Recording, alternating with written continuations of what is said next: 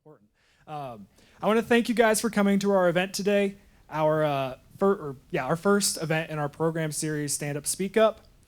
This event is a film showing called Community and Conflict, and it's done in part with the New Mexico Japanese American Citizens League and directed by Claudia Katayanagi. I've been practicing that, but then I just forgot it. So I'm just going to run through the event a little bit today, and then we'll get going. So we're going to start with a short 4-minute film, and then we're going to follow that with a presentation from Nikki Lewis and Claudia. And then once that's done, we will show the film. After the film, it's about 45 minutes. We'll do a panel discussion, so don't go anywhere. We'll have a panel discussion and Q&A, so you'll have an opportunity to ask questions as well. And if you need anything, there's restrooms outside of the theater. If you have any questions, feel free to ask me. Please silence your phones for the film and for the rest of the event. It is a theater, so it is kind of a confined space. I just want to say a few thanks as well before I get started. I want to say thank you to the Student Union Theater for allowing us to show this film here. And then I want to say thank you to the New Mexico Japanese American Citizens League for the rights to the film and for assisting with this event. We couldn't have done it ourselves, so we're very, very gracious for that. And then we want to thank Bernalillo County for sponsoring this series. Without further ado, let's get started.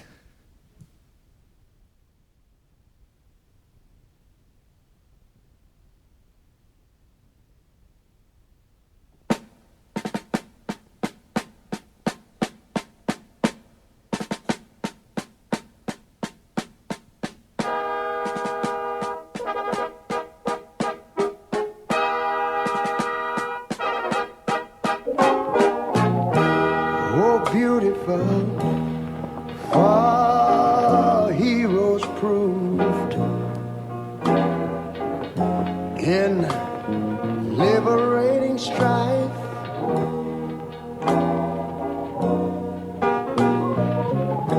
Who more than self their country loved, and mercy more than life.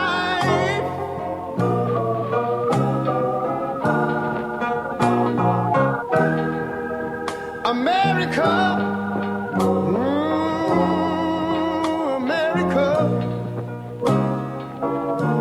make God thy gold refined, till all success be nobleness, and every gain divine. And you know, when I was in school, we used to sing it something like this. Listen here. Oh, beautiful, far spacious skies, far amber waves of grain,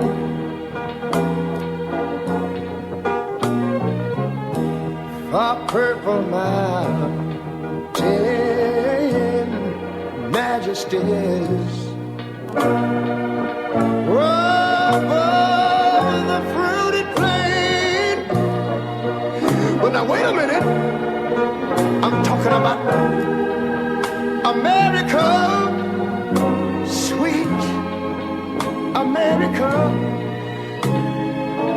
You know, God done shed his grace on thee. He crowned our good. Yes, he did. Heavy brotherhood from sea to shining sea. You know, I wish I had somebody to help me sing this. America,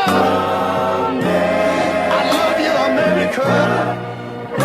You see, my God, he done shed his face on thee. You ought to love him for it, because he crowned our good. He told me he would. Every brotherhood from sea to shining sea.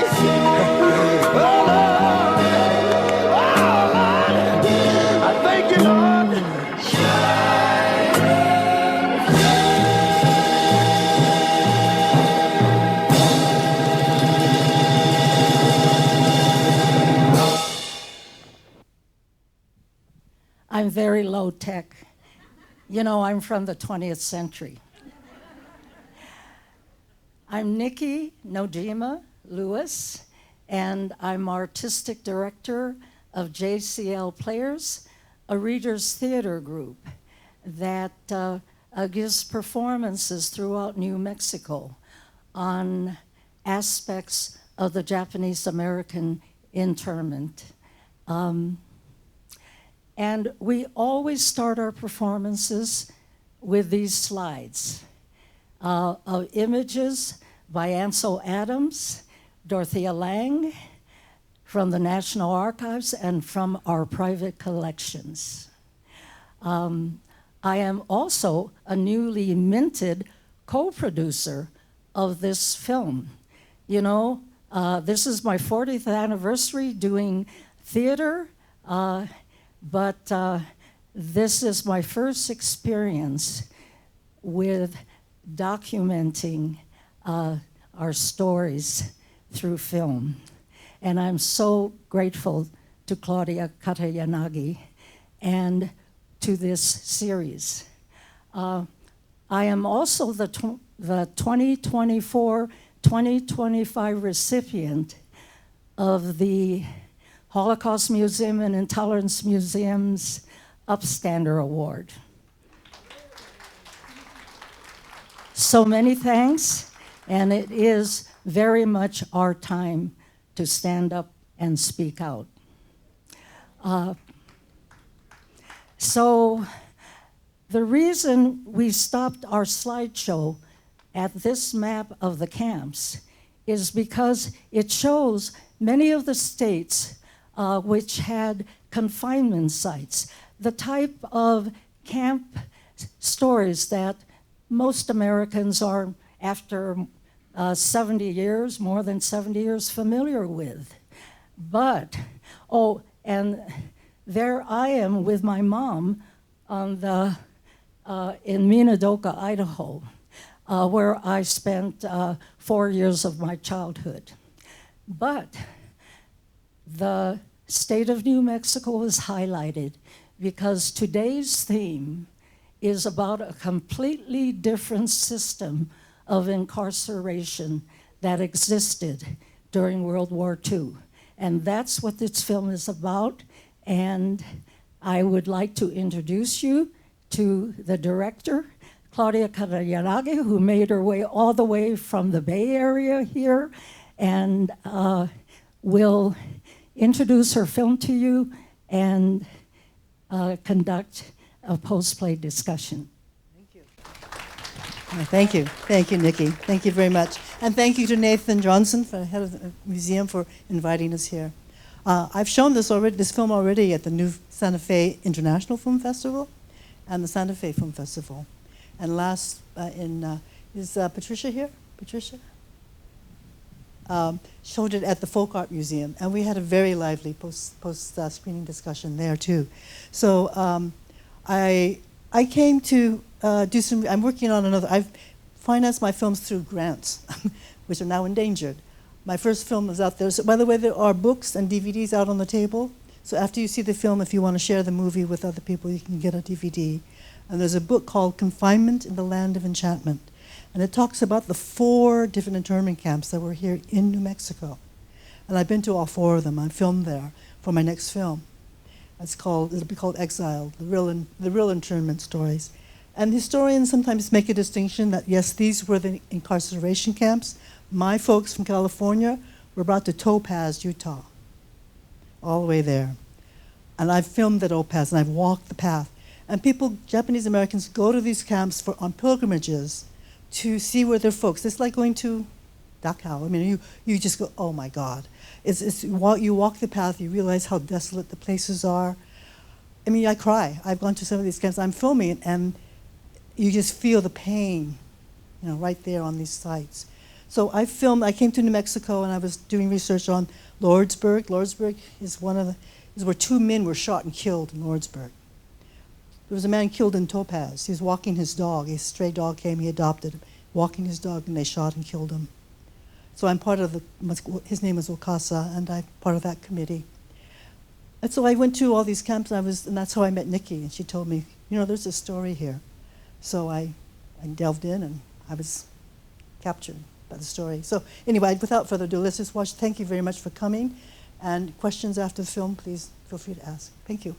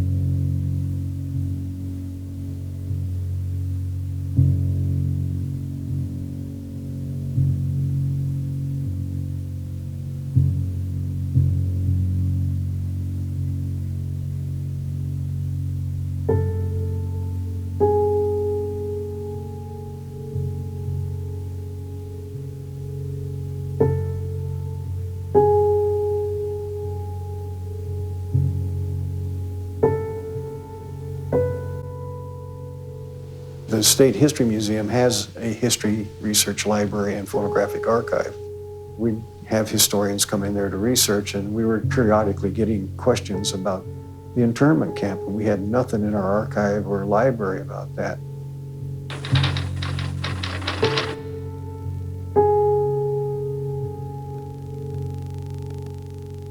The Santa Fe camp was Japanese men, no women. They were ministers, preachers, teachers, historians, artists, which our U.S. government considered a threat because of their education. Each community sort of got dysfunctions because leaders of the community was taken away. So because of that, many of the people who are here are prominent individuals. And they would see people going by, enduring and teasing people, and the hatred. Life itself was nothing like when we think about situation of concentration camps or internment camp. And they had some freedom to exercise, like having classes, having baseball games, crafting some, object, attending classes. The internment camp was under the authority of the Justice Department. They were trying to round up people whom they considered to be dangerous or possibly troublemakers within American society. The authority to do this was triggered by an act called the Alien Enemies Act of 1798, by which the president makes a proclamation that certain countries are countries with whom we are at war, and therefore nationals of those countries who are in America are subject to be detained, retained, or deported. So on December 7th, the FBI started to pick these people up and to give them to the Army, which they were later put into internment camps. The other camp was the camp under the authority of Executive Order 9066 that we call incarceration or America's concentration camps.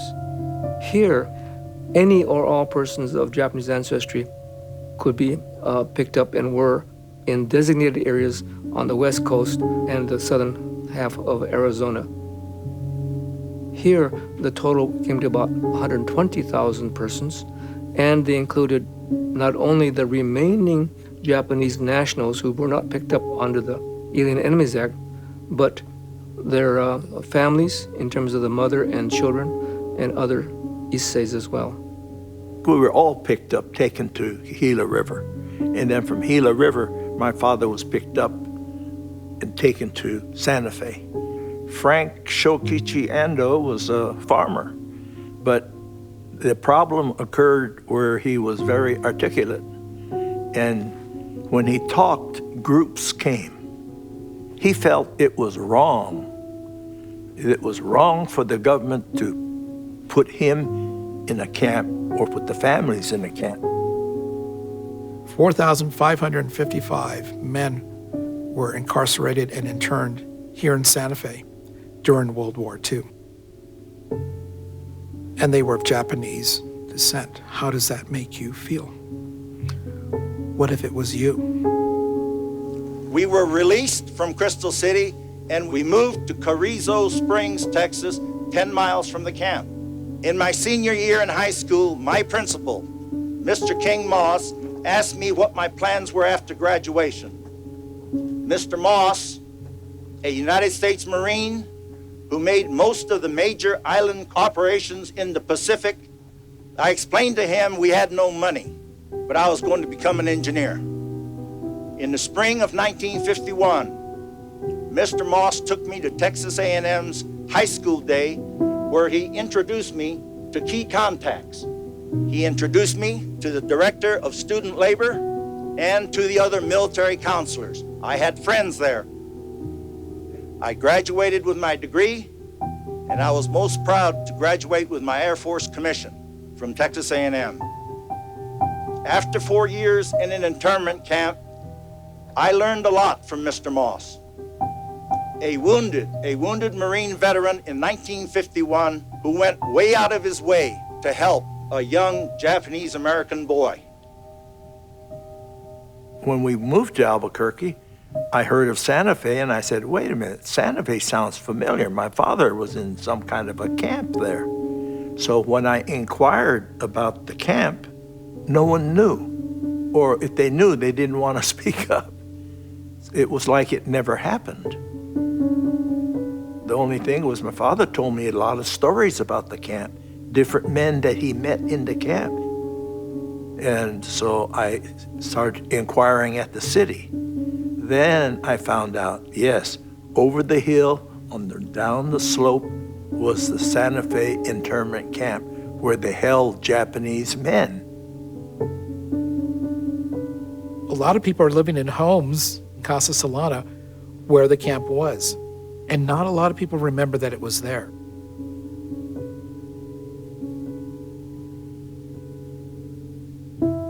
I mean, I'd heard of the possibility that we'd had an internment camp here, but I did not know that it was just located just down the street from me, really. I wrote an article about the existence of this camp, and I just said, wouldn't it be interesting if we could put a marker there? That generated some interest. The first person that came to me was Doc Weaver. You know, Doc and Joe were the primary people on the committee. They were the chair. Without them, it wouldn't have happened. And by the time I was meeting Joe, he was just such a brilliant man to work with, very dignified, and he had very quiet and strong leadership. And I think that's what I admired about him the most. You know, we would meet, and little by little, we had different people join us. There were two goals. One was to collect information for the library, which was the incentive to begin with, and two, to put a marker somewhere in the vicinity of where the camp was. I was enthusiastic from the get-go because it was important, and honestly, I didn't expect controversy. This was a piece of history that deserved everybody knowing about it, deserved recognition. When I presented the initial resolution that it wasn't costing the city a dime, the fundraising had been completed, and there was more to come, and that all we really required was the ability to put that marker on city-owned land.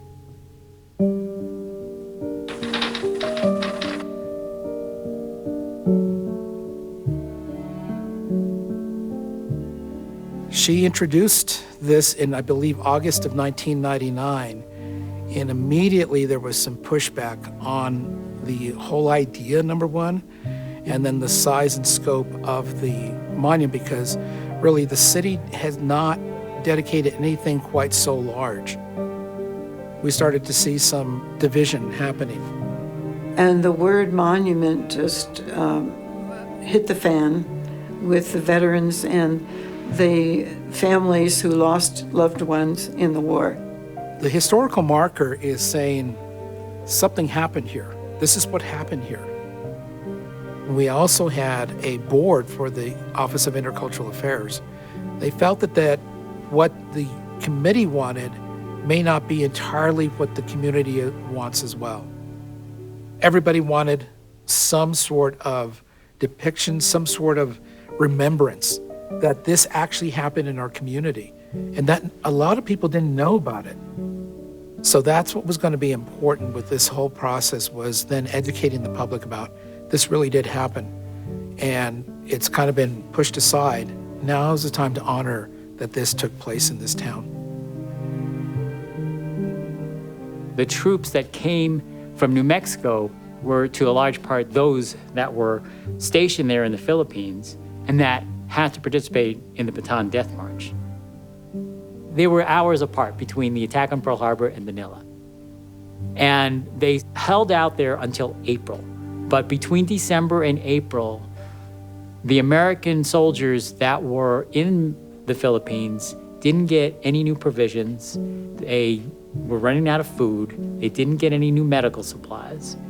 Their families didn't know anything about them. They weren't allowed to contact their families.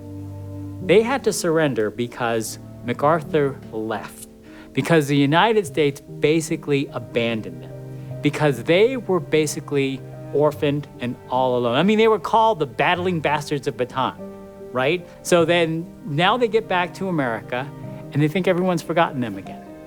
And so they're not quite sure what that marker is about, right? I've heard that they thought that possibly it was about POWs, but they don't want anything honoring the Japanese who treated them so poorly. If they were slow, they would knock them down, they would kill them. You know, they had dysentery, they had malaria, no medicine. If you collapsed, they just kept marching on. They had to take care of themselves, pretty much. So a lot of them died on the way to the concentration camp. And then, when they finally made it there, you're in a concentration camp. It's not a spa. You're not gonna get much more food there. They're not going to treat you well. There's hardly any medical care, if at all. Some of them got put on death ships, which were then sent over to Japan.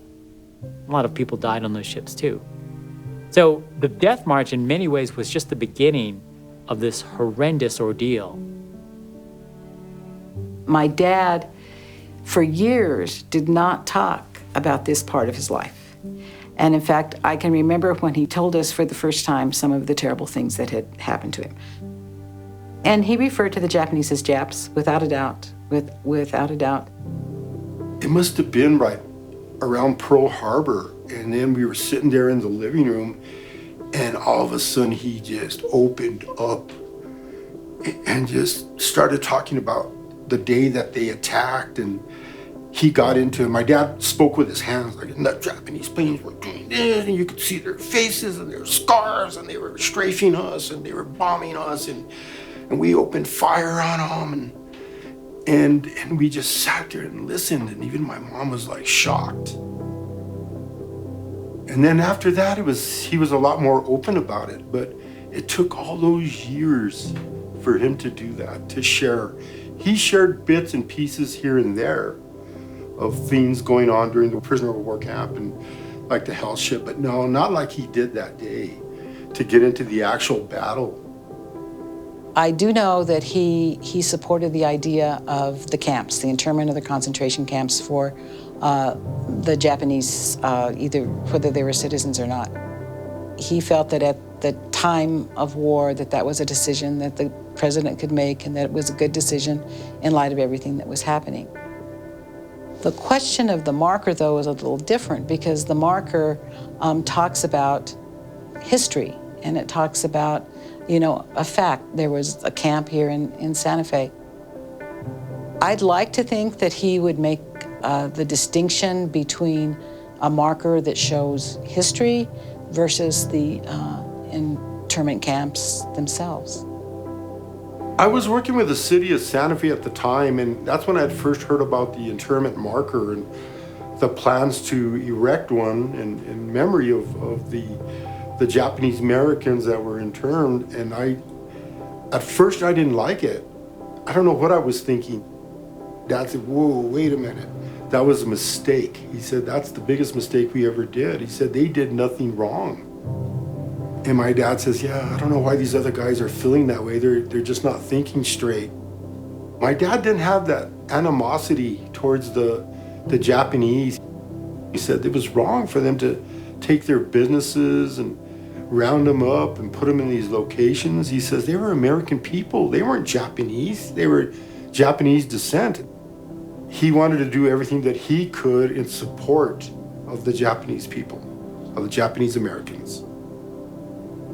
There was this one retired lieutenant colonel who was vehement, in my office threatening me on occasion, telling me he's going to urinate on the monument if we ever put it up, on the plaque if we ever put it up, and calling us unpatriotic and everything. He dressed in his Army khakis, I guess, or khakis that he bought at an Army surplus, and he had one of those soft hats, and he had all these medals pinned on him, not like it should be in rows. He had the actual medals hanging on his chest and on his hat, totally out of regulation.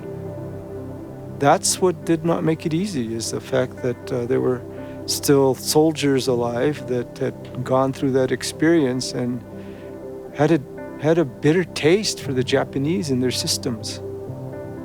I mean, there were battalions of Japanese American soldiers serving alongside of U.S. soldiers.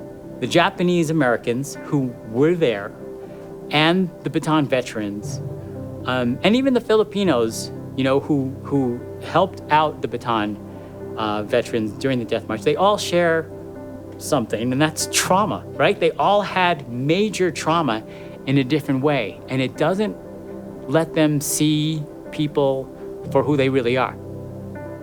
Both groups, they want to be remembered. They want to be recognized. They don't want to be abandoned again, And both of those groups were abandoned by their country in different ways.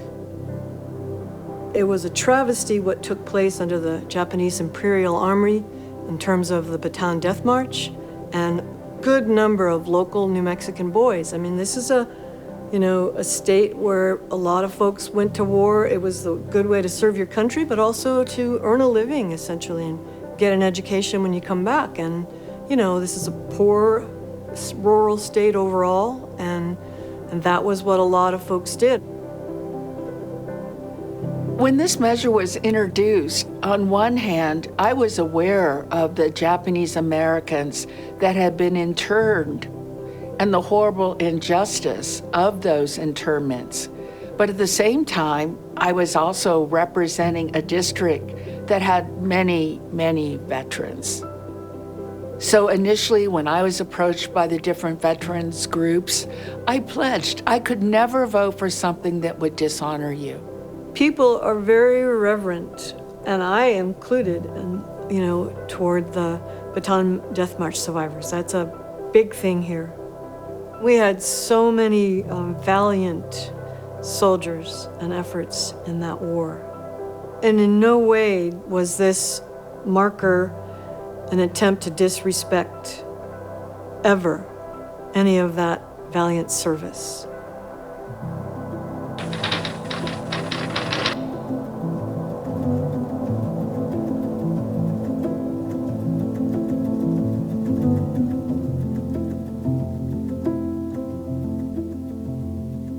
I was called in to the city manager, says we need to get community dialogue. We need to resolve this. We need to see where citizens are at, and we need to decide whether we're going to do this or not. And so then I got together with the Santa Fe Community College's intercultural leadership group, and they did a lot of group facilitation. And we designed a facilitation process for this and then took off with it. We sat at round tables and they mixed us up, and people told their experiences, or their father's experience or their husband's experience. And I immediately found out or learned people just could not believe that some of the Japanese people interned were U.S. citizens, and a lot of others were prevented from becoming citizens. We had one particular family that was being very, very vocal, very opposing to this. A couple of others that were for. but they were very quiet about it. The one that was kind of surprising to me was a dear friend of the family, and I looked at it as an elder. The Japanese American citizens that were there speaking on behalf, when they talked about their stories, either they were there or they were incarcerated in a camp, or their parents were, uncles, aunts. When they would tell their stories, it was pretty impactful. Millie had been in a camp, as had Joe as a kid, and his father. But she was really, she got emotional. She started talking about her experience and started crying and got on the front page of the paper. That was invaluable. The card that we played at the end, the one we were holding, was, and they served in World War II. That, I think, is the one that tipped the balance, and I to this day believe we played it right. A lot of thanks goes to Joe Ando, who, was sharing his collection of photographs and had that photograph of a young Japanese-American man in a United States Army uniform standing behind the casket on the camp with all the interns there at the funeral of his dad. I am a veteran, and I speak to a lot of veterans. And I have been asked to speak to Bataan veterans groups. During the question and answer sessions, I get some serious, hard questions thrown at me and thrown at my race. Anger comes at me, I throw words back, I don't throw anger back. Surprisingly, I make friends that way. And so I think it was just one-on-one conversations that really did it. I mean, these community meetings gave people a place to vent. And then I think the after effects of meeting up with people individually, various folks. And in fact, I made good friendships once the controversy started, even because I took the time to really get to know people like Vicente and Cecilia Ojinaga and the Andos and Doc Weaver and all the folks that ended up being great supporters of the concept. And then when we started listening to some of the angry aspects of the veterans' side of their point of view, how we were able to, pull that out and find out what it is that you're really upset about. Well, the bottom line with what we heard from the veterans was, we have not been honored with anything. Those things that we have been honored with are small. Therein, we started to find common ground, and listening and communicating more, getting the dialogue going. What the final agreement was is that we will go ahead and move forward Japanese internment camp historical marker and a monument honoring the veterans of Santa Fe, including more honoring of the service. And the whole group agreed they have to be side by side.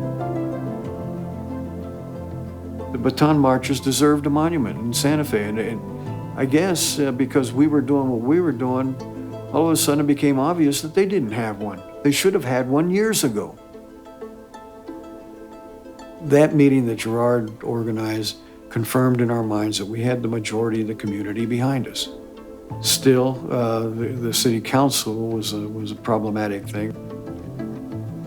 They also thought, the council should stay out of, these national issues and things like that. Well, this was local, so that excuse did not exist. But, they would like us to just repair potholes.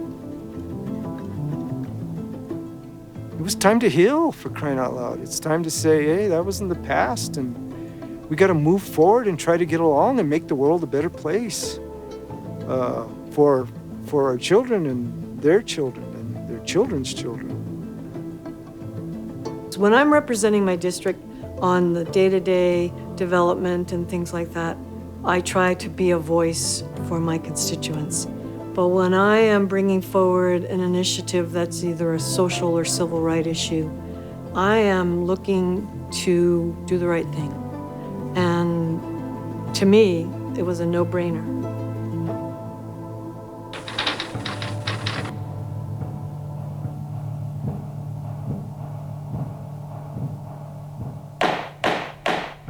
Let me call to order this meeting of the Santa Fe City Council. Let's have a roll call. Councilor Art Sanchez, Mayor Pro Tem. Here. Councilor Jimmy Martinez. Aye. Councilor Patty J. Boucher. Here. It's a huge room. It's huge. And it's adobe, you know, it's Santa Fe atmosphere. It was absolutely filled, people standing on the sides and police watching. It was very, I would say not warm, but it was hot. It was charged. It was uncomfortable at times, but you always have to let people have their say. You're there to listen and to take in information. I've mingled with Japanese who've been interned and found them to be kind, gentle, and loving people. But I cannot dishonor the veterans that suffered in the Philippines, so I will not vote for this marker. Let's remember what this is not. It's not a sign saying the Japanese army was right. It's not a sign saying the U.S. was wrong. This is a marker that says there were American residents that were interned here. The alternative is pretending that it never happened, and I can't imagine us doing that. I disagree with those who see this as a race issue. I'm going to stand with the veterans of this community and vote against the marker. You've got historical amnesia. More than 125,000 people of Japanese descent here in the United States were uprooted from their homes during the Second World War and put into prison camps.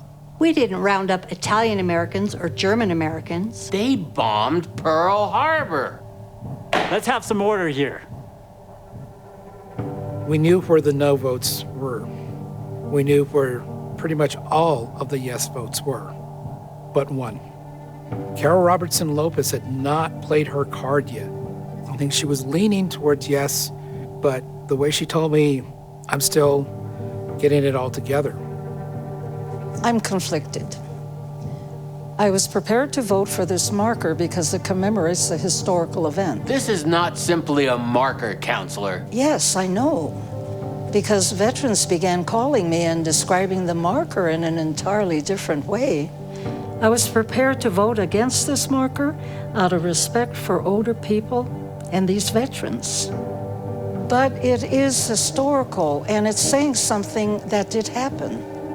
We need to be reminded of all the good things, but we also have to be reminded of the negatives of history, and that's all I'm saying. These are Bataan Death March veterans who are reminded every day of the atrocities they faced at the hands of the Japanese. This isn't a race issue.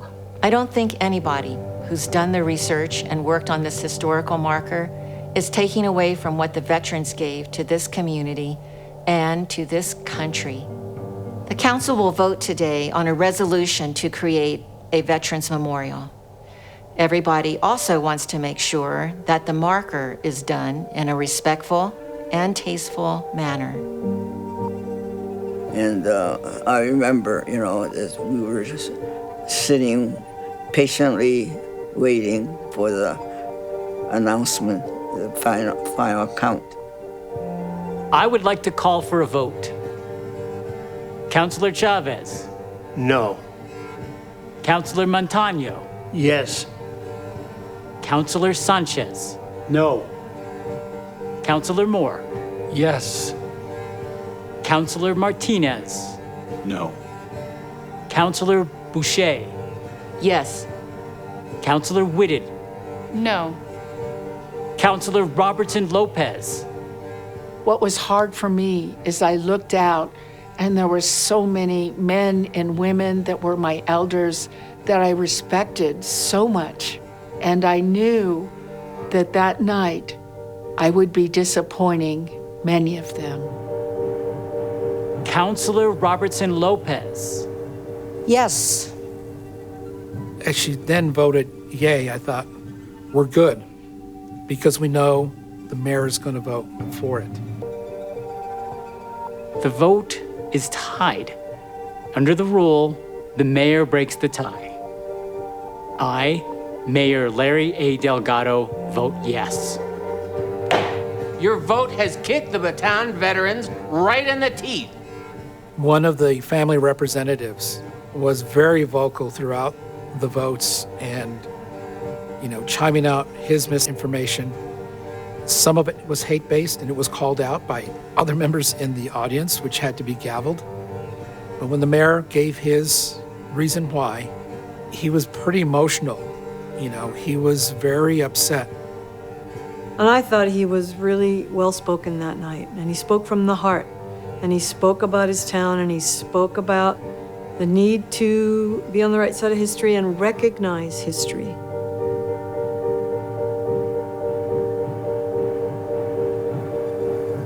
And when all was said and done, of course, you had those that were against placing the marker there who were very dissatisfied, and they started to make a lot of noise. And then you had the folks that were for the marker who were jubilant and were happy that the resolution passed. And so it was sort of like, it was, if I remember right, there was some chaos. I ran out into the hallway to get in between the mayor and anybody else, especially the media, because he was pretty upset of how the way things went. The things he heard, the rudeness, it was unlike any other meeting that I've been to before.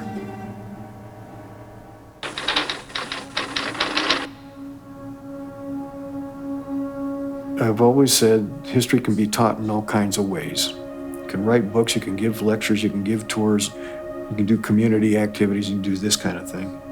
It was a lesson for everybody, for the community as well, that, truth matters. So at least 3/4 to my estimation probably came from the Japanese American community to fund the whole project. I think we were around 20,000. That's not a lot of money. And that amount of in-kind that we got was tremendous too. Bill Coppola and Charlie Smith, his construction company, they provided a lot of in-kind. Bill Coppola saw the bigger picture. We collected more money than we could use or handle. So we gave some of our money to them to help with their monument. We donated a good amount to the Bataan Veterans Committee, and I think it was well appreciated. We didn't have much interaction between the Bataan Veterans Committee and our committee, but once we donated a goodly sum of money to them, it just meshed us together as a working group.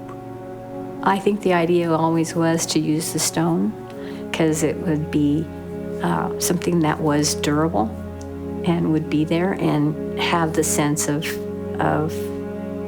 being part of the landscape. I didn't like New Mexico stones. They appear to deteriorate. And Arizona, the type of stone they had, it just doesn't go away. I was just carrying forward the dream that Joe had, and to do it in a way that would last and endure for him and all the people that had been there. The different departments of the city of Santa Fe cooperated 100%.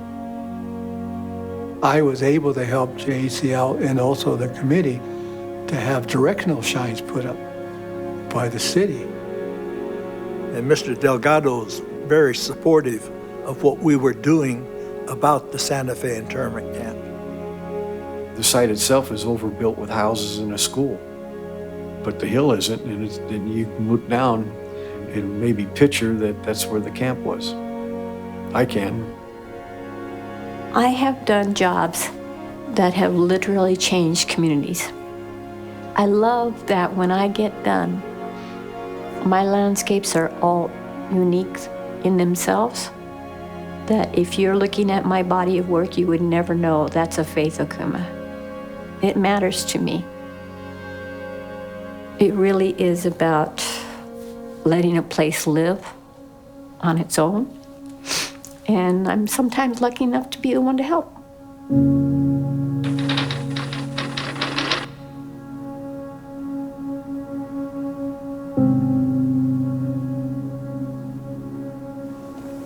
But we confess that in our quest to reach this high goal and fulfill this noble purpose, we have stumbled often and fallen short. And in so doing, we have hurt one another. Forgive us and enable us to forgive one another. Back at that council meeting that people have been making reference to when we came to the vote, I never thought it was a matter of having courage or any of that. I thought it was a matter of doing the right thing. That's the way I looked at it. We needed to do the right thing. This camp that we talk about here today is a part of Santa Fe's history. On April 22nd, 1846, 56 years ago, this month, the last of 4,555 men left the camp that is below this site in the neighborhood down there. Many family members have come to Santa Fe over the past 35, 40 years, expecting to find closure in a place they heard about but never knew. They left empty-handed. I met a young gentleman this past August, and he asked me if I knew anything about Japanese internment camps and old grave sites. This young man told me that for years, he has been trying to locate his grandfather's grave site. I told him, I only know of 2 grave sites in Rosario Cemetery, right below the hill down here.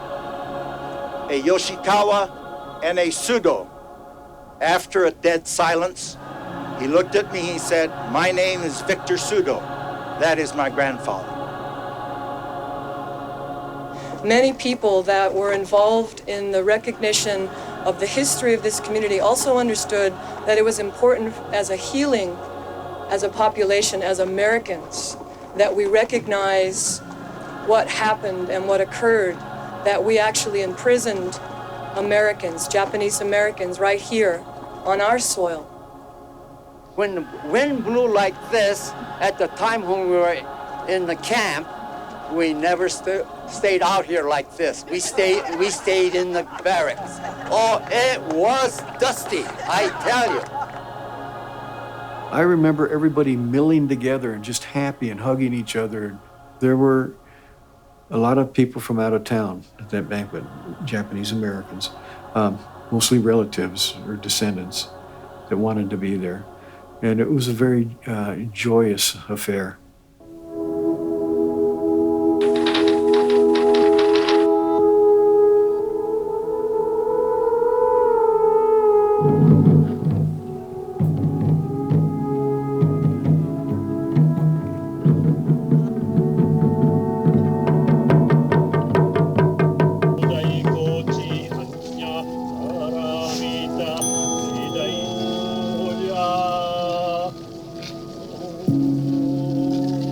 We are the children, the grandchildren, and the great-grandchildren of the men we are here to honor today. And thank you for your solidarity.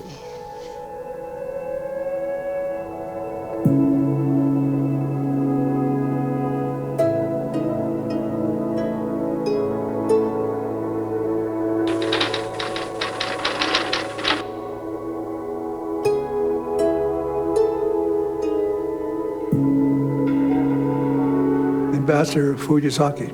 He was an ambassador for Japan during that time. And he was traveling in the United States, and he went to a military convention.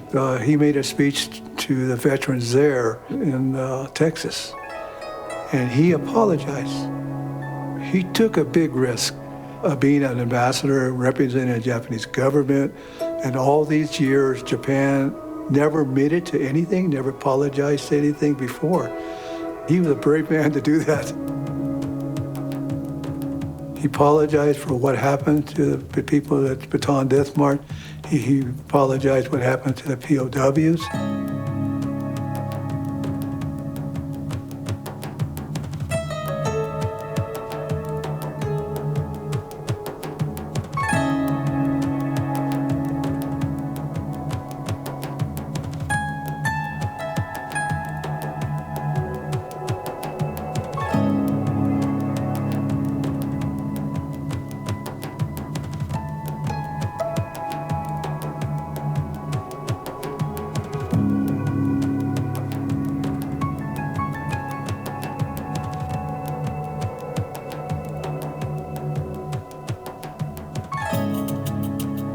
Controversy clearly is not coming from fact.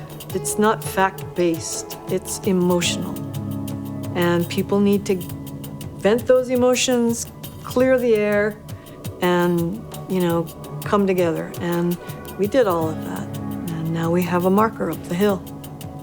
It is a trauma, and it's a community trauma. And the question becomes then, how do you deal with trauma? And for some people, you swallow it and pretend it never happened. And for other people, you try to talk about it and engage in a dialogue so that people can heal. I honestly believe that as a result of this whole campaign that we had to defend this, that it drew the community closer together.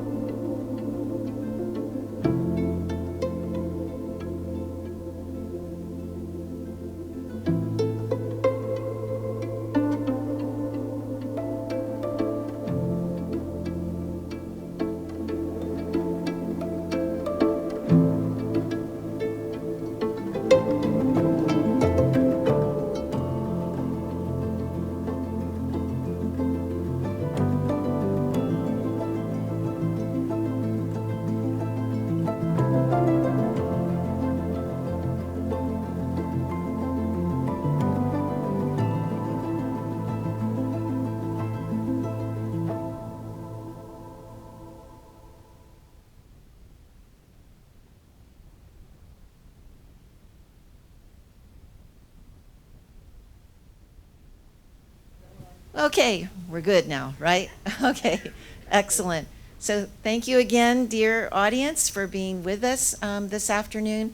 Aiko Allen, I'm a member of the JACL Readers Theater, and you already have, you certainly have been introduced to Claudia and her work, and to Tom Chavez, his work as well. And so I'm thinking about how we come together in this next hour for courageous conversation. And knowing that there is so much that is happening, and I know there are many things that you are likely wanting to share with us in response to your engagement with this film. And I think about Paulo Freire, a Brazilian educator who put forth empowerment education theory, in which you look at listening, dialogue, action. And so it's a continuing loop. These conversations go on even as you leave this space, which is now a learning community space for all of us to really feel free to explore thoughts that we may have about the work that you've just viewed. So we're going to take about 20 minutes and have a conversation with the panel. I'm going to present some questions for Tom and for Claudia to respond to. And then we're going to open up into a conversation with you as audience responding to community and conflict. So just very grateful that we're here together. So first question I'm going to start with is, I think I'll begin with you, Tom, and it'll be a question that I'll also provide to you, Claudia. And she'll know the answer. So when I look at you and your role as a historian and what you do over the course of your life and your commitments as a historian, what is your role in relationship to where we are now in an age of disinformation, mistrust? What are your thoughts about how you are engaged? I hope this is working. Yes, it is. History is my religion, and I believe in history, and history is supposed to be objective, and I try to be when I do history. And as I said in the film, it can be shared in any number of ways, and this being one of them. Reenactments are another. So you saw that with the city council. I was in this history here, I was the director of the State History Museum up in Santa Fe. Some of you know it as the Palace of the Governors. And I love that place. And there's an obligation to being in that position and being a historian. And there was, that controversy itself, the idea of putting that marker up, even the idea of collecting stuff in the library there proved to be a little bit controversial. But it was still history, and I actually, in one of the articles I wrote in a local newspaper there, said, history isn't always pleasant. Sometimes it's just not politically correct. There's no war that I know of in history that is politically correct. You're slaughtering each other. How's that politically correct? So there is that message, and I guess that the question here is, because she's trying to trick me, is how do what we learn apply to today? And I'm worried about today, big time, believe me, because I'm sorry, we have leaders who don't believe in history. Their own, what I want to say, they're a legend in their own mind. Let's just say it that way. And legends, legends are legends, but it's not history. And I will note that this whole story that was in the film today started with a presidential order. And the courts, an executive order, and the courts didn't stand up to it. And I think every legal person today would say that was an illegal act that our government did. We're in that same situation. It's not going to change that way, but we need to learn from our history. Thank you, Tom. So, Claudia, in your role as a filmmaker, what do you see, your contributions or your thoughts as we look at this documentary and, again, looking at where we are in an age of disinformation? Well, I have a question first. I always ask this of any audience, how many of you have learned something today that, after seeing the film, that you didn't know before?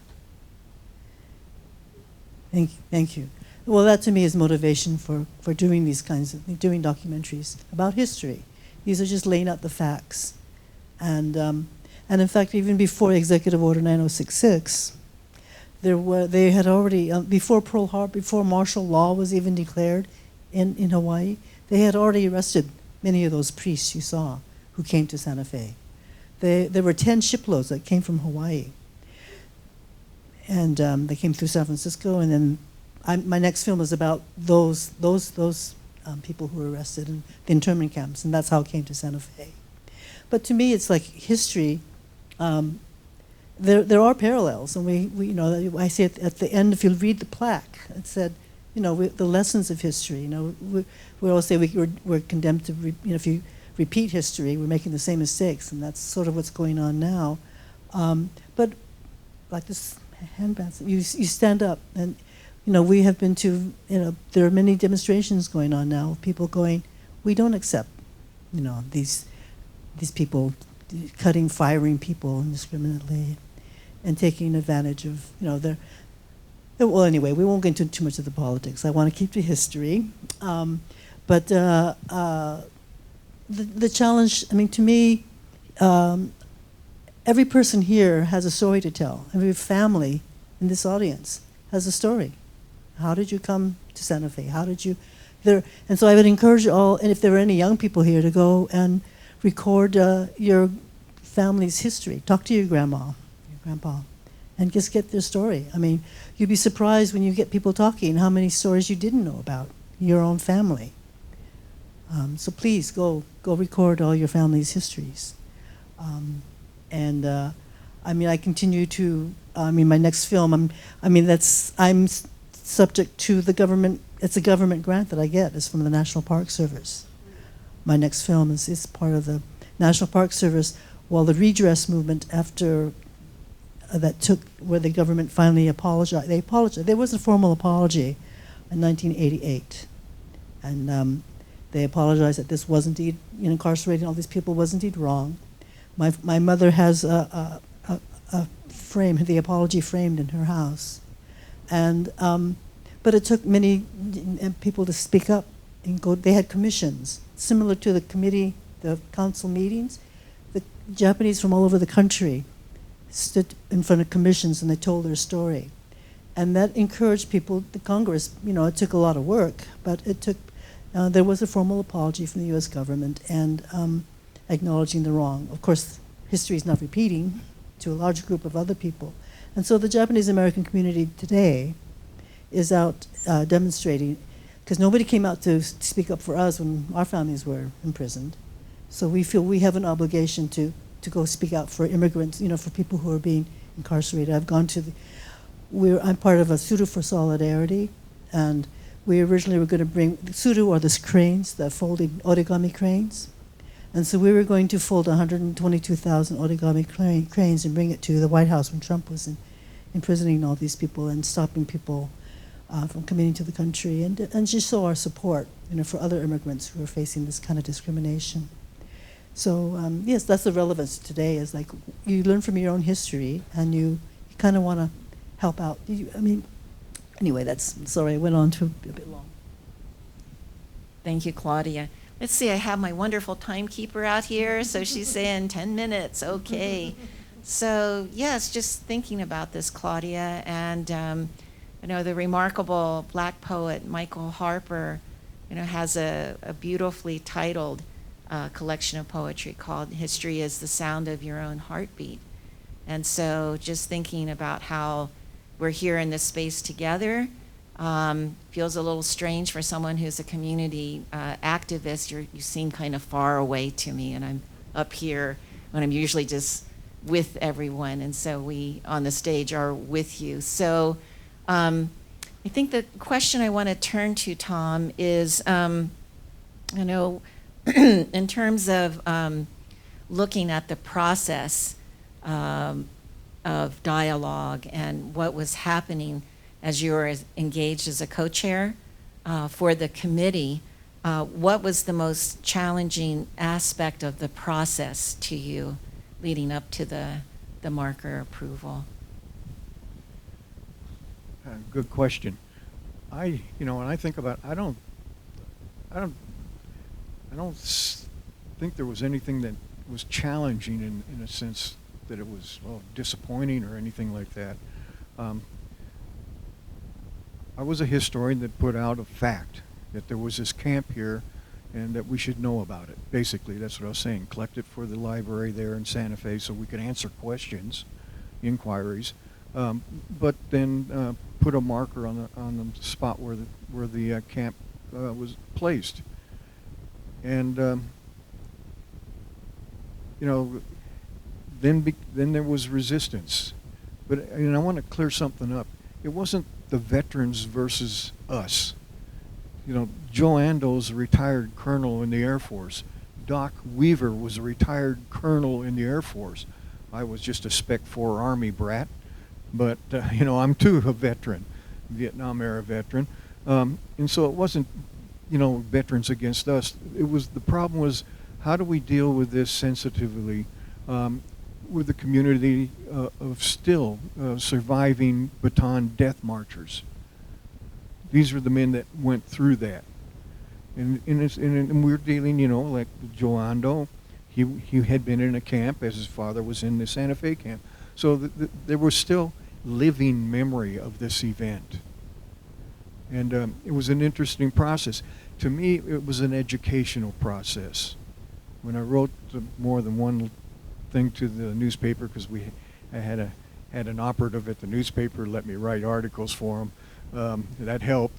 It was to educate. It's about history, and it's not conservative or liberal. It's not Republican or Democrat. Not even MAGA. It's history, and this is what happened. There's no debate about that. And so then the debate moves on to the second thing: is should it be remembered? And of course, as a historian, it should always be remembered. And so I always had confidence in the process. We raised the money. The committee raised the money. We wrote the text for the stone. We selected the stone, as you heard from Joe Ando. It had to come from Arizona. Yeah, good, Joe. Who's going to get it here? That kind of thing. And we had that going on. But we had all that lined up. Then we had to deal with the politics of the matter. Would our city leaders agree, A, to let us have the land to put it on, and B, approve it being done? And that's then people started speaking out even more in defense. It turns out not even all the Bataan marchers were against it. I had a couple. They were talking to me, and the Veterans for Foreign Wars was a very big thing in Santa Fe in that time. It's kind of faded now, but then it was a big thing. It was even bigger than the American Legion up there. And I knew that because I had uncles in the Veterans of Foreign War organization, so I was hearing. And they just didn't want to speak out in favor of it and for fear of hurting the feelings of their fellow former prisoners. And so there was that going on. And so we had to, I don't know if it was a thin line, but we had to be sensitive to what we were doing as we were doing it. And the whole idea of having the city have us get together and exchange and stuff was good, even though one of the sons of one of the marchers was looking to punch me out for some reason. That's what he threatened to do it, but I don't think it was serious. We did that. And Larry Delgado is a special man in my book. When he was elected mayor, he was already, he loved history. And when he was elected mayor, he had his inauguration done in the Palace of the Governors because he wanted that connection. And so I knew all along that he was going to support us. And I felt all along that we would get approval, even though it was close at the end, and that city council meeting was a pretty hot affair. And it wasn't, it wasn't like the crowd like you, half of you are this and that. It was maybe one or two people yelling at each other, and one specific person that got up and they had to gavel and escort out. But it was a process that had to happen. I don't think I was ever, stressed about it or disappointed in it in any way. It was a process that needed to happen for a goal that needed to be achieved. Thank you, Tom. And so I have about 5 minutes or so before we shift into, a great conversation ahead with all of you in the audience. But Claudia, I'd like you to just share with all of us why this documentary is important to you. Well, being of Japanese heritage, I'm a fourth generation. My family came here in the 1880s from Japan. And yet people would, I remember being called a dirty Jap when I was a kid. And I go, I came, crying to my dad, I take a bath every day. Why do they call me a dirty Jap? And then he explained to me, But not until I went to Japan did I really become aware of my cultural heritage, that I had been ashamed. I mean, being called a dirty Jap, you kind of want to cringe, you go, oh, I'm Japanese, but you're not. Because people would come up to me, speak English pretty good. I go, yeah, well, yeah. I'm an English lit major at Berkeley. But to me, telling stories like this, it makes, I just see the parallels to everybody else's history. And one issue I really want to change here, because if you heard in the film that you couldn't call it a monument, we couldn't call it a memorial, you can only call it a marker. But I think it's due to the people's misunderstanding that these were not prisoners of war in this camp. There are prisoners of war camps, for sure. There were some German soldiers who were captured and they were put into prisoner of war camps across the country, as well as Italians. But these men in Santa Fe were innocent, you saw, businessmen, priests, so on. And so I would like to have I've been on a campaign to get it changed from a Santa Fe internment camp marker to a Santa Fe internment camp memorial, which I think is more appropriate. And Davis Begay said he's quite willing to get those road signs changed. And I did talk to two Santa Fe council members who said were they council members? Counselors, because where I am there's called something else. But council members who said they would support that name change. And so I'm on a campaign to, because as Japanese Americans, I explained, we go to pilgrimages to remember what happened to our folks and to pay homage to that. And the same way I think, and Gerard, who you saw in the film, is trying on, they passed the resolution to make it for the veterans to have their own memorial. And the one you see in the film is actually done by the state. And I think they wanted the resolution was for the city to acknowledge the veterans. And so Gerard is trying to get a monument put up on, oh God, I forgot the name of the, Fort Mercy, thank you. Thank you. We went up to the site, Fort Marcy, up on just behind the cross there. And he said they sort of have an approval to get that done as a monument. So I'd like to see that happen, and I want to help support. I learned a lot about the Bataan veterans. I didn't, in our American history classes, we gloss over everything. And I think that's a shame. And so that's kind of why I like to do films, because you really can get into depth, much more depth into a story and to history. So anyway, hope that answers. Thank you, Claudia. Time's a frenemy, right? I thought we have until 4. So, Sue, do we have about 30 minutes or 20 minutes? Oh, more time? Perfect. Okay. So here we go. Before we go to questions, I'd like to ask, let's see, how many of you are wearing these tags? All right. So I know that there was a bit of an explanation as folks were asked if they would like to have a tag placed on them. So for those of you that receive tags, how did that make you feel? Because you're sitting out there, you're tagged. What does it mean to you? Okay, we heard a target, you're labeled. Depersonalized, okay. Baggage. Anyone else? The enemy. And someone's property. So just sitting with those comments just for a moment. And now when we think about the engagement with the film community and conflict, what really reached to your heart? Does someone have something they want to share about how they were affected by something that happened in the film?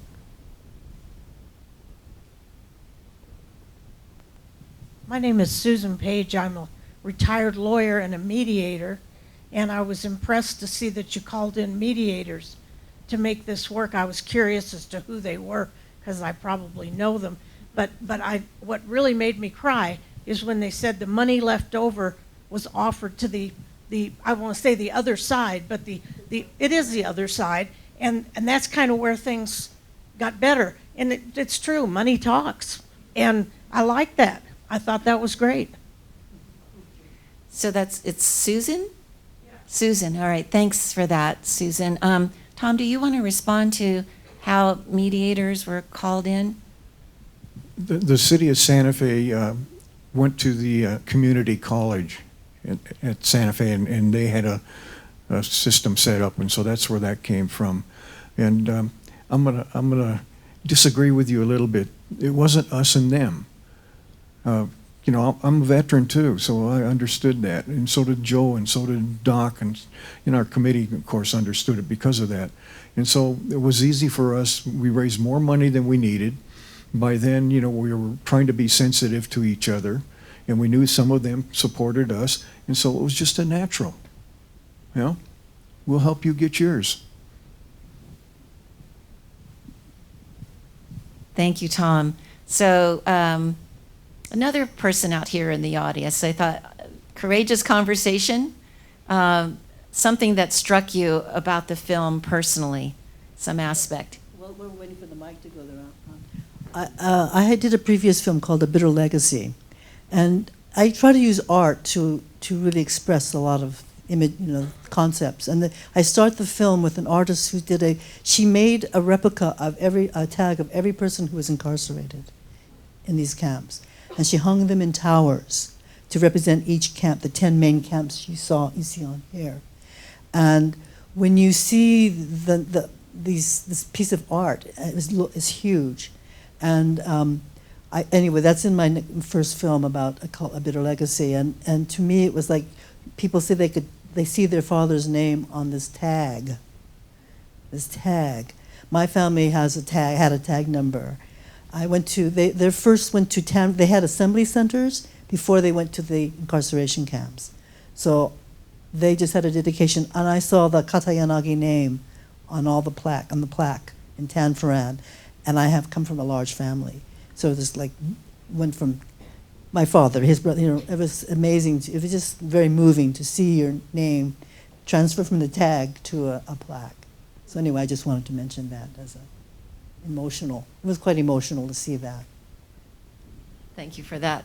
All right, so Claudia, good thinking about what those tags are visually. So now, aspect of the film?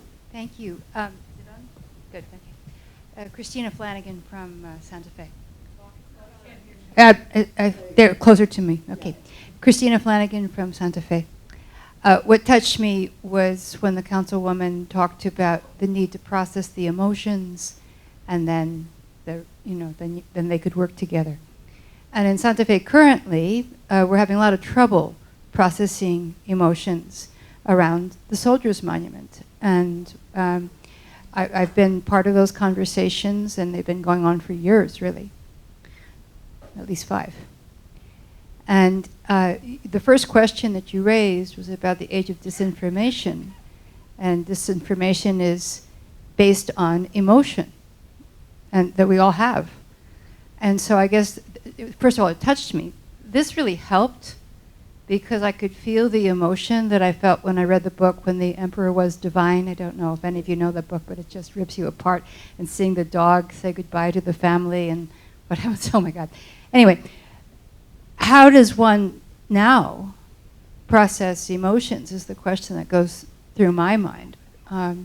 Because everything is getting ripped apart. Well, these bands that you see, what does it say? No, I think you have to stand up. You vent your emotions to. You can talk to other people, but there are some people who will not hear you. Right. We see this happen. We all have found somebody who has a family member who doesn't want to hear the truth, and I think you have to. The truth. I think Tom Chavez is in the movie. It's like what happened. The truth does eventually stand out. And a lot of people don't want to hear the truth, but I think we as individual citizens can make, just by standing up, speaking out, demonstrating, even if you're against something, but speak up and be accounted for. I think it's very important. I felt much better just, I support science. Why do you want to cut science? It saved so many lives. It continues to save lives. My mother she's alive because there is an immunotherapy drug now that saved her life. So how can you say you're against science? So I demonstrated for science, and it just feels better to be with people who are like-minded, who you feel like, okay, we may not change the law, but we are one of many. And I think the 50-51 demonstrations that are happening, we want to support, the good. I think basically people want to do good in their jobs, and anyway, I won't go into a whole thing about that. I know we're trying to make sure that we have some time with all of you, and so Christina has raised an interesting question about what we're doing, how we're responding. So I'd like to hear from others out here in the audience. What are you doing?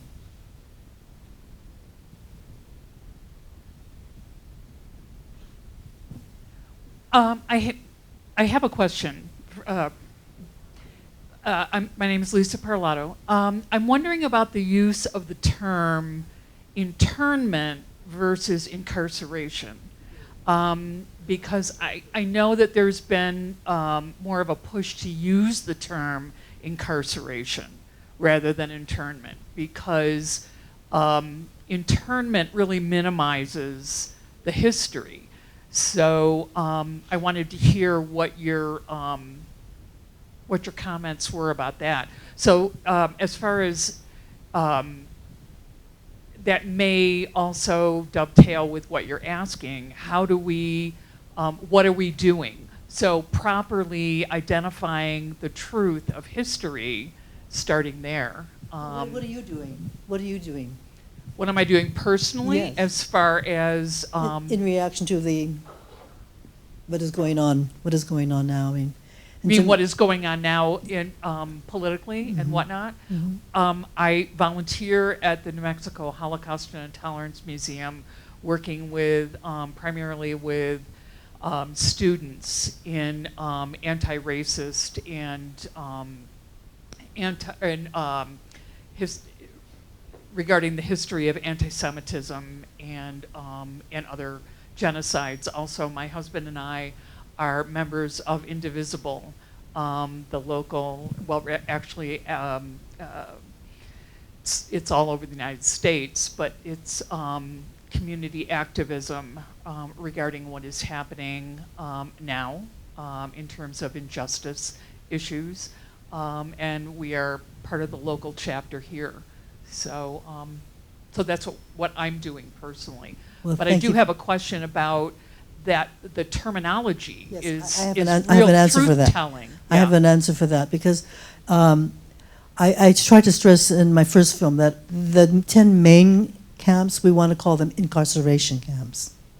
Okay, we want to, because you actually intern aliens.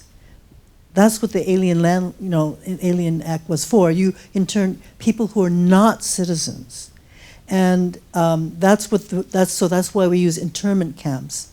In Santa Fe, they actually had a lot of citizens, so it's not, in a way, it was a misnomer because there were American citizens in Santa Fe and in a lot of the camps. But in terms of historical, I've talked to many historians, and they make that distinction, that the 10 main camps from Executive Order 9066, which was not a government body that was governing, it was the War Relocation Authority. So those we call the incarceration camps. But the internment camps, the reason that they were governed by the Department of Justice. First, it was the military police who took them in, and then when they came by the time they got to Santa Fe and other camps, they were governed by the Department of Justice. And so that's the distinction between, the formal distinction. But I mean, it gets a little nitty-gritty. People go, I don't know, they're all internment camps. So people just throw the word internment out to cover Tule Lake and, Topaz, where my folks were.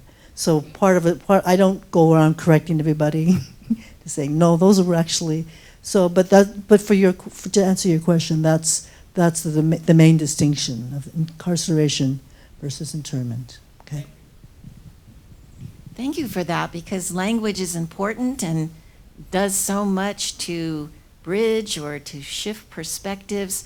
I have a friend in Santa Fe who is a Vietnam vet whose father survived the Bataan march.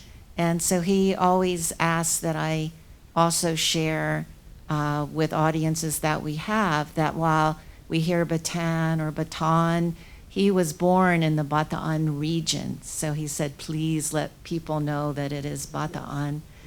So we have, I think here, a response to, oh yes, right here, just an aspect of the film that affected you. Yes, I learned that just this trip too. I actually have a little bit of a bigger question. So I went up to Colorado's museum, their history museum, and I want to say it was a year or two ago, they had a very nice display of the Japanese internment camp. They had a camp.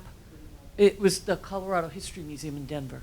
They had a display where they showed a room, and they showed the crafts the people made, and they had collected some of them.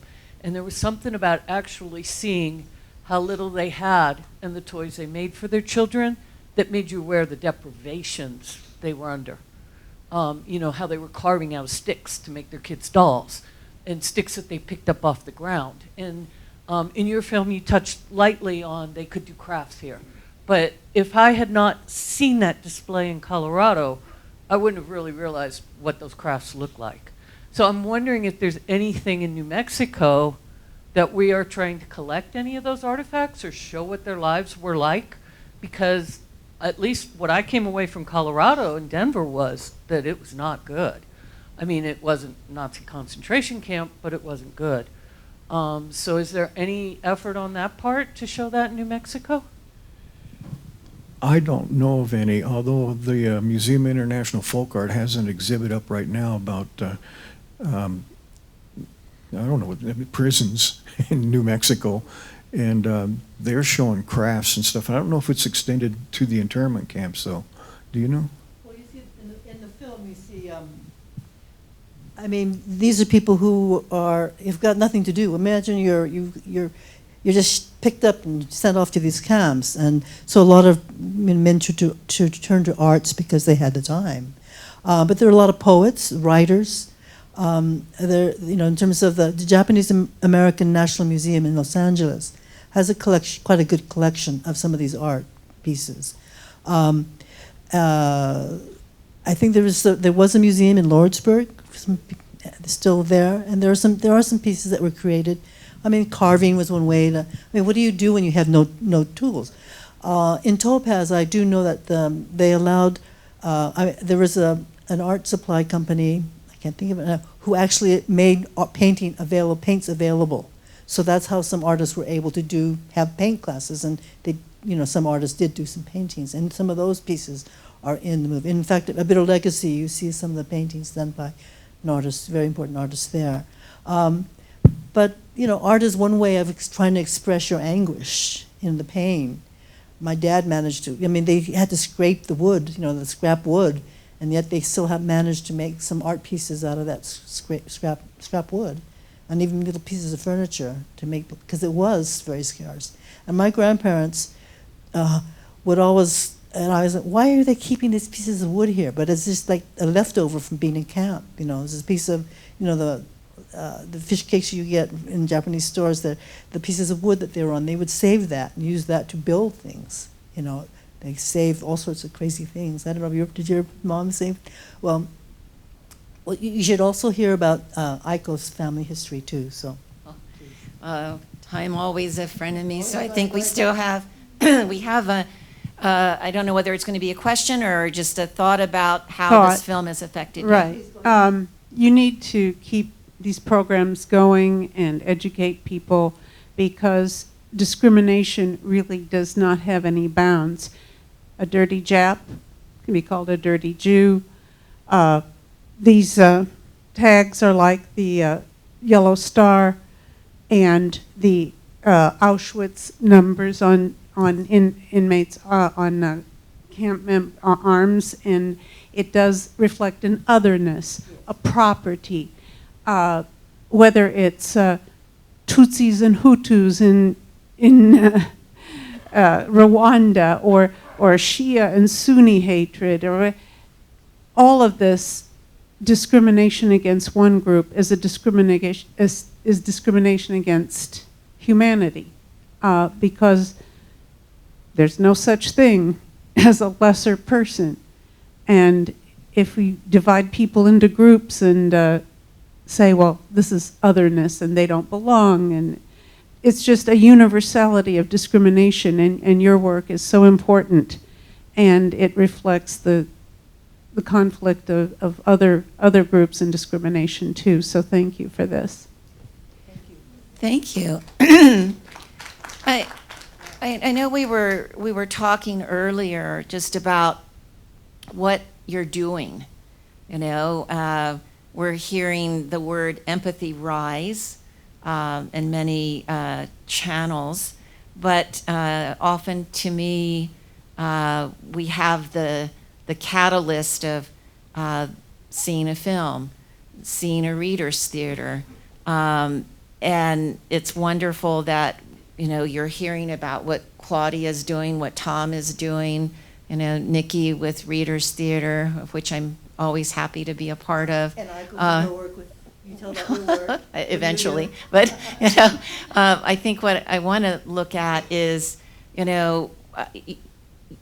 all of you are teaching one another, you're supporting and uplifting one another. So what else are you doing so that we may gain some lessons learned? How are you working so that you have that exchange of resources, because you're all are resources to one another?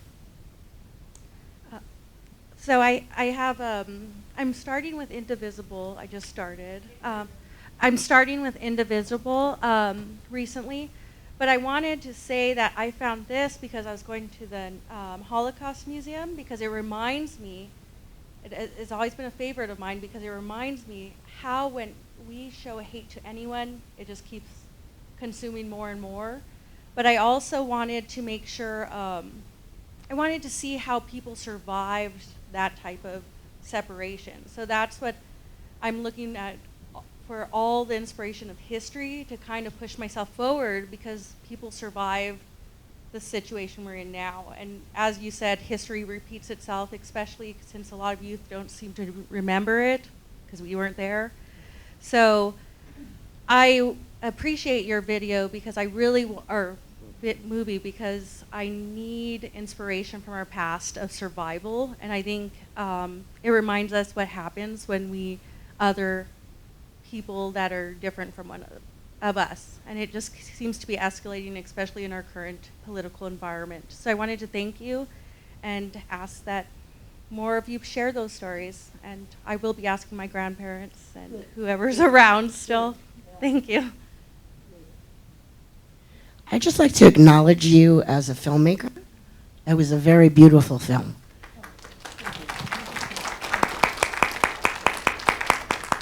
Specifically, I loved the opening music. I loved the black and white stark lighting during the votes. That was amazing. And I thought that the haikus and the use of the art was extremely emotional. So, and your score was great. Thank you. I was born in Los Angeles, and my grandmother's neighbors were the Kasumis, Japanese, and I believe that they were interned before I was born. And my schoolmates were Japanese, Chinese, and black. I'm a black woman, racially mixed. And what am I doing? Well, all my life I've been telling people, stop calling me nigger. Stop calling me this. Stop calling me high yellow. So in that action, and I lived in New York 39 years, so I was in a melting pot, as it, you know, New York is a major melting pot. I mean, I'd walk home on Friday night, and Orthodox Jews would be walking to temple, and the imam down the street and singing to Allah. So when I come to New Mexico, I don't see that many faces that look like mine, but the power and the strength of coming together has been inspired. Still, I mean, I carry it with me. I know how to take action. I've marched. I'm an old hippie. I sang at protests, love-ins. Living in New York, I was able to take a bus or train down to D.C. to march. I've marched so much in D.C., my footprints are in the sidewalks and the streets. I'm 72 now. I don't have the physicality or distance or that capability now, but I do have a mouth, and and I make phone calls, and I correct people if they dare talk crap in front of me about anybody. Because being a light-skinned black woman, people will say racist crap about black people. They don't know. Oh, you don't look black. Oh, honey, I'm black. don't try me. But it's a constant educating people. Constant educating people. So that's the work I'm doing. Thank you. Bravo. Oh, okay. Are we there now, Sue? 10 minutes, okay. I'm going to just turn this over to Tom for a moment, because I know you have lots of thoughts on this as well, in terms of what we're doing and what you're doing. This is really dangerous. First of all, how many, one person asked the question was from Santa Fe. Anybody else here from Santa Fe?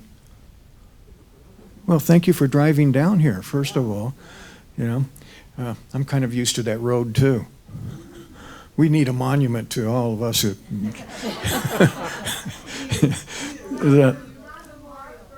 We'll take a marker. We can start with a marker.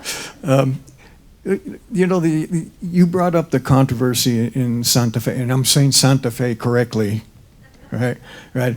We like to say Santa Fe like Santa Claus. Santa Fe.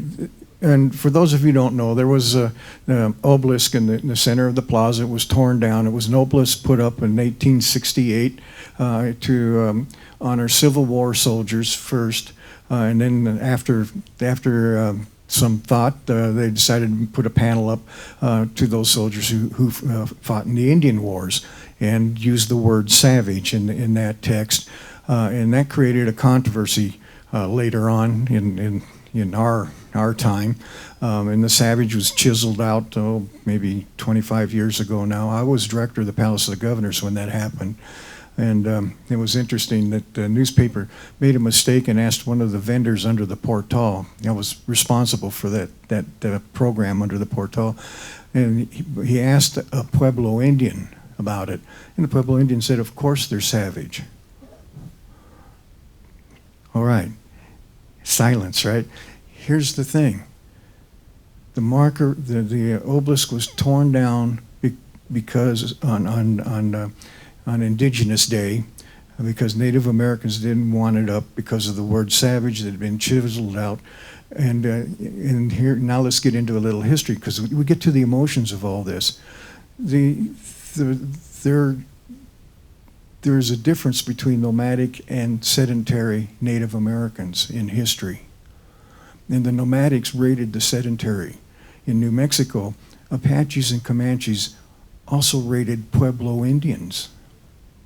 And Pueblo Indians then sided with Hispanic to go out and bring or trade to get the prisoners brought back in. So it becomes a mixture of emotions.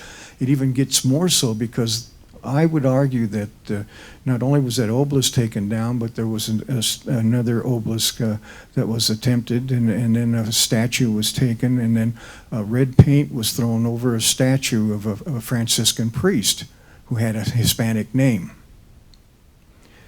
And then there was words put up about the Pueblo Revolt and stuff. That priest died in 1996.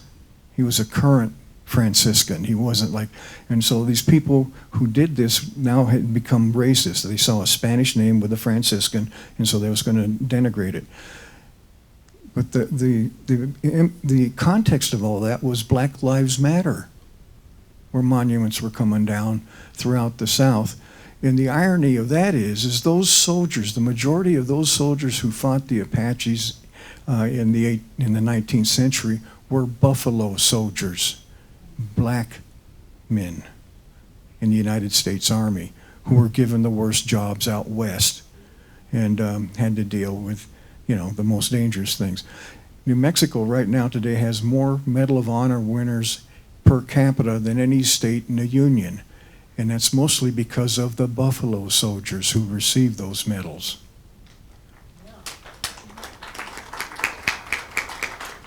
So unbeknown to the people who took the thing down because of an emotional thing over one word that had been chiseled out that didn't necessarily apply to what they thought, they didn't even know that it was a monument to Buffalo soldiers. Nor did anybody in the community at that time. And I will say this today, if Larry Delgado and the city council were there now, that would have been resolved and that monument put back up with proper wording. A dedication to all those who have died in the military. And that would include, incidentally, Native Americans, Afro-Americans, Hispanic Americans, Mexican Americans, and everybody else who served and died in our military.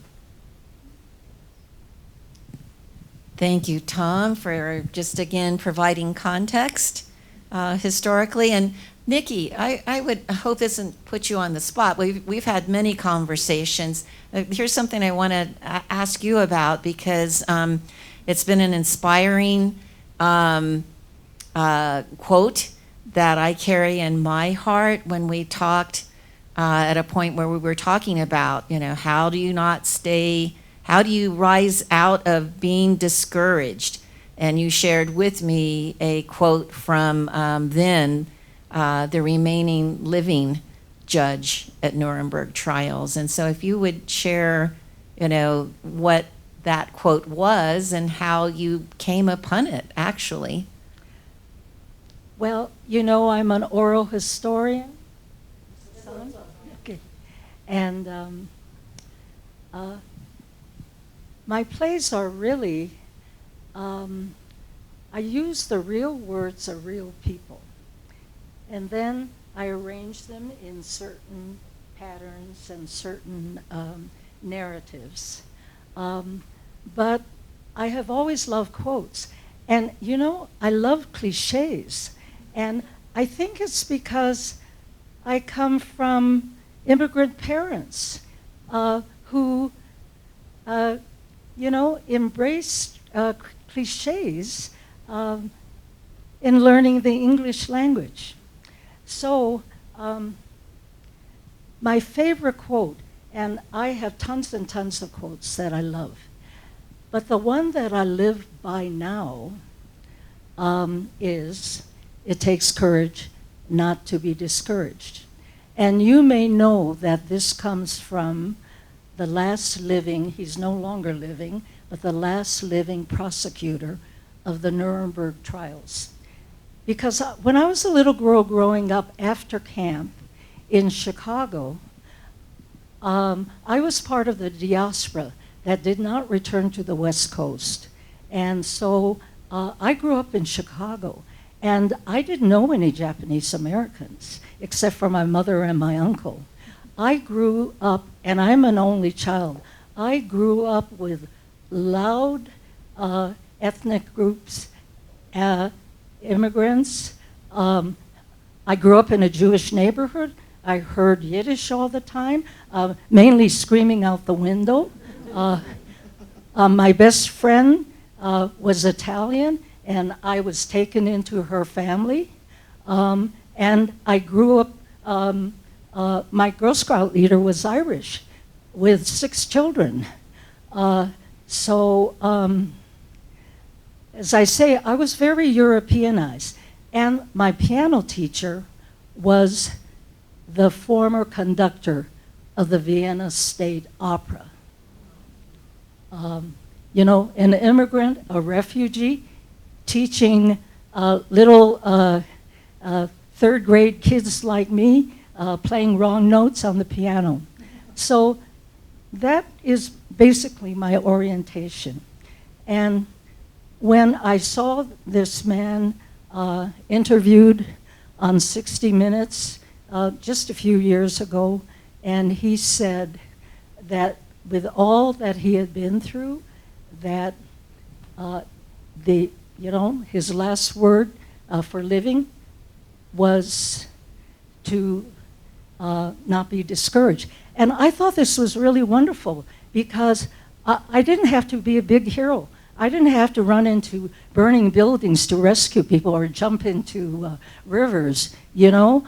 All I had to do was wake up every day and try not to be discouraged.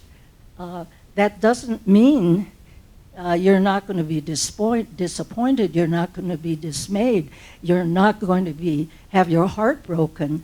But I think right now, this is the only way for all of us to live. So thank you for reminding me of that, Aiko. And thank you all for coming. Yes. So I believe we need to exit here because it is, 4 o'clock? 5 minutes? Okay, 5 minutes. So any yeah. Oh, what am I doing? Yes. Well, I think like my sister to the back. Those of us who are mixed blood people, I thought my family being indigenous, my mom Japanese, my parents met during World War II. So I think I never had a choice not to be a social activist, you know, because when we returned after the war, it was to my father's home country in rural South Carolina. Rural North Carolina. So there was never a point where I was ever other than someone from another planet or an enemy, or, you know, it's like, hey, you know, you don't belong here. So I guess it began with activism with what was then the National Conference of Christians and Jews, talking to children about how we felt about segregation. So had to stand up, had to have a voice. And so my work over time has always been about social justice through public health and tribal health. So for 3 decades, well, more at this point, just working on just the challenging issues of what it is to really accept and really practice what sovereignty is about in all aspects of our lives, and so much of what is done actually by a government that we don't see providing us with a way to have a stronger quality of life. So, Paul, you got somebody out here? Okay, good. I wanted to thank you, first of all, for the program. It was great. Nathan. I have a couple of questions for you. Have there been movies similar to this movie about the 10 incarceration camps. And where can we find those? I just, there's in San Francisco, we have a festival, Films of Remembrance, it's entitled. And I just found out yesterday, they made an announcement that all the films that have been shown there over the years are now available online. Films of Remembrance, I'll have to try to get the Films of Remembrance on demand. And it's the Nichibei is the San Francisco Foundation, Nichibei, Nichi, B-E-I. But if you look up filmsofremembrance.com, I think it is, or on demand. And I happened to click on it, and A Bitter Legacy is one of the top, because it's A, bitter is alphabetical.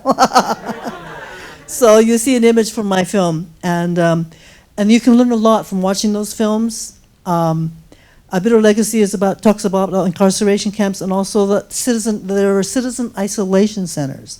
People who protested in these camps, who resisted, who stood up to speak out, were pulled out, or they're called troublemakers.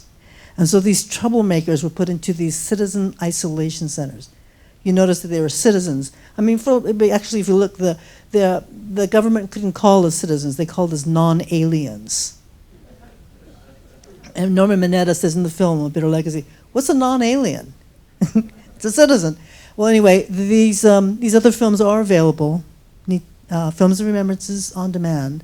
And there are a couple of DVDs. You can get some DVDs if you want to share the story. This film and A Bitter Legacy are available on the table out there. And the books are also a very good way to learn about this history.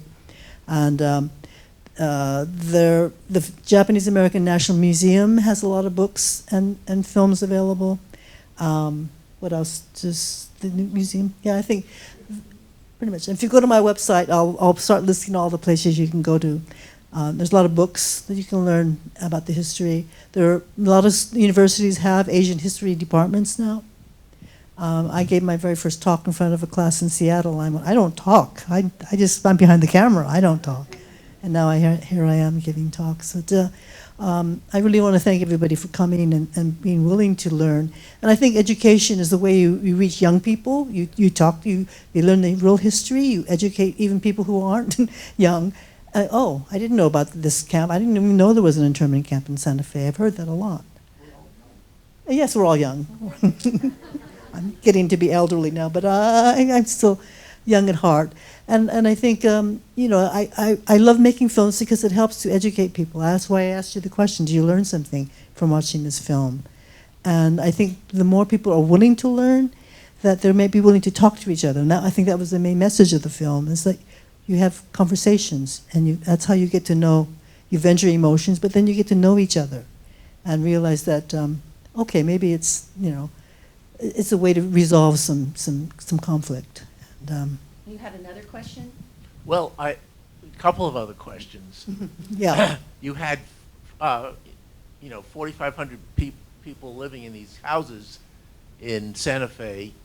What happened to those? I mean, did somebody ever think, what am I tearing down here? I mean, what happened to that?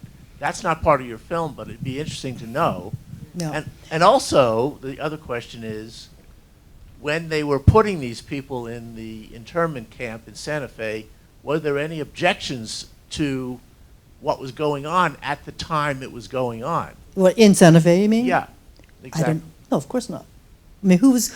Well, that's the parallel to today. There's lots of things going on today, and people are not speaking up, not raising a stink about it. And that's why we as Japanese Americans are going out there, because we said nobody was speaking up for us when we were thrown into these prisons. And so we want to go out and at least show our face and say, no. In Seattle, in fact, we've been demonstrating for several years now in Seattle about the immigration camps they have there, immigration prisons. And eventually, they did close one down. Because, we've been saying this is not right. Nobody came for us, but we want to stay here and speak up for these people. We know what family separation is like. And it's painful, it's traumatic. And that's what these stories are, it's trauma. We all come back from wars and this kind of a history with trauma. So how do we heal that trauma? We talk to each other. Thank you, and we just have time for one question, and then we can maybe extend out into the lobby, possibly. I want to thank you for the beautiful film. Mr. Chavez, I want to thank you for your work in Santa Fe to lead the marker. I'm curious, has the federal government done anything to memorialize, to have markers at the internment or incarceration camps through the Park Service or Department of Interior? There is a group that created national monuments at most, I think everyone. The last one was Minidoka. It finally became a national state park site, and you know, because people would go there. Why isn't there some acknowledgement that this? Same here in Santa Fe. Why wasn't there acknowledgement that there was an internment camp here? And people would come and, well, it was Patty Boucher, the counselor, has a house in that same place in Casa Solano, and as does who's the other council person? Anyway, he says my garden grows really well because the Japanese prisoners had made, you know, they grew a lot of their own fruit and vegetables because there wasn't any, so they grew it, and they know how to till the earth, how to make the earth produce, you know, gardens. And so they said, oh yeah, this neighborhood, there are certain plots in Casa Solano today that, you know, can really produce some wonderful plants and flowers. And answer to your question, no one protested the camp when it was put up. It was, you know, war hysteria. And after the war, it was quickly torn down and the place was developed, replete with the elementary school that wasn't quite on the grounds of where the camp was, but it was developed. That's the Casa Solana development in Santa Fe. So, dear audience, we have our thoughts working, and so again, thank you for being such a lovely and receptive group. And thank you for all the work that you're doing when you leave, knowing that there are so many different issues to address. So please stand up and make your voices heard.